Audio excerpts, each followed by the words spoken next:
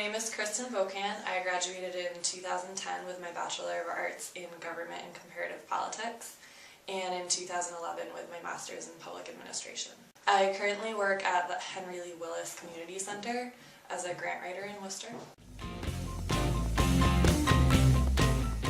I think the best piece of advice I received was, I heard this at talking to alum at a couple of the AIR events. I think I had talked to David about it, and actually when I studied in DC too, we had a lot of networking events with lawyers, and I heard this advice from them, and they all said don't go to law school right away, and that was the best piece of advice they took, because they all said, you know, going to law school with undergrad student debt, not knowing exactly what kind of law you want to study, and not having any experience with workforce etiquette makes it really challenging to get really great law school internships while you're there and to make the most of your experience. Mm-hmm. So I'm really glad that I took that advice.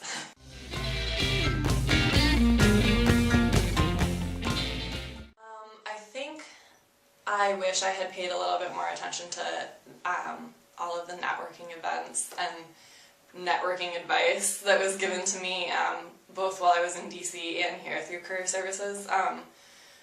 One thing that's been the most challenging thing for me, I think, in my job is being the youngest person in the room. Every time I have to make a phone call, every time I have to go to a meeting, my job really involves a lot of networking with people who run large foundations in Worcester who are much older and much more experienced than me. And so I think if I had done more networking while I was in college, it would come easier to me now.